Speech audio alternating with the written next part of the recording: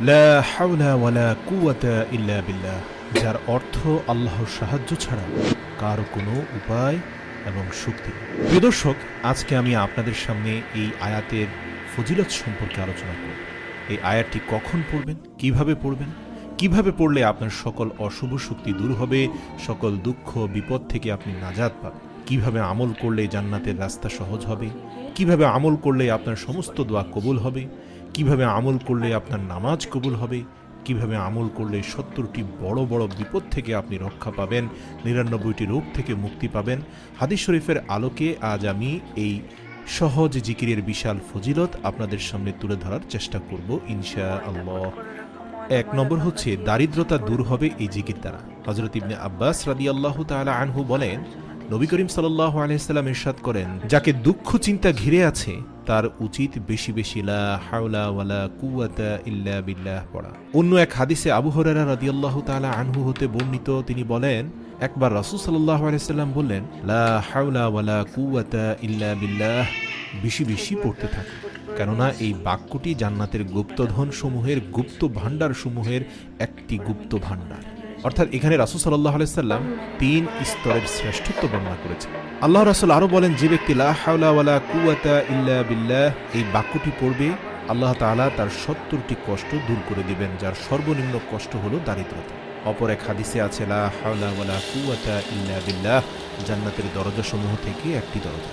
হাদিস শরীফে আরও আছে, লা হাওলা ওয়ালা কুওয়াতা ইল্লা বিল্লাহ পাঠ করলে প্রতিবার পাঠ করার সাথে সাথে আল্লাহ তাআলা ওই বান্দার জন্য একজন করে ফেরেশতা নাজিল করবেন, আর সেই ফেরেশতা ওই বান্দার সমস্ত রোগসমূহ দূর করে দেন আল্লাহ তাআলার হুকুমে। হুজুর সাল্লাল্লাহু আলাইহি সাল্লাম আরও ইরশাদ করেন, যে ব্যক্তি ১০ বার বিসমিল্লাহি ওয়ালা হাওলা ওয়ালা কুওয়াতা ইল্লা বিল্লাহিল আলিয়্যিল আযীম পড়বে, আল্লাহ তাআলা তাকে এমনভাবে পূত পবিত্র করে দেন যেন আজ সে মায়ের পেট থেকে জন্মলাভ করেছে।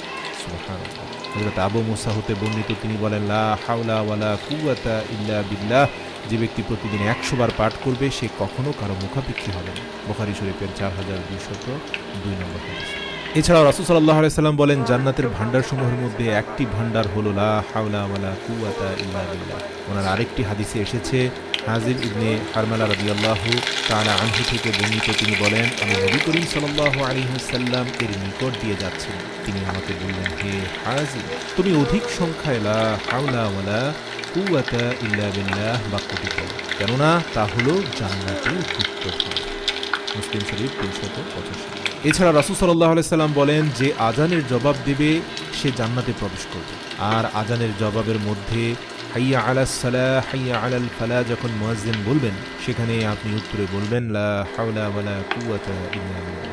এছাড়াও হাদিসে এসেছে, যারা কোরআন মুখস্থ করার সুযোগ পায়নি তাদের জন্য লা হাওলা ওয়ালা কুওয়াতা ইল্লা বিল্লাহ পাঠ করা।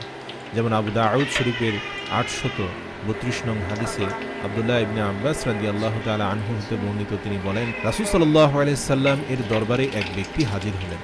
সে ব্যক্তি বললেন, হে আল্লাহর রাসূল, আমি কোরআনের কোনো অক্ষর শিখতে সক্ষম হচ্ছি না, তাই আপনি আমাকে এমন কিছু শিখিয়ে দিন যা আমার জন্য যথেষ্ট হবে।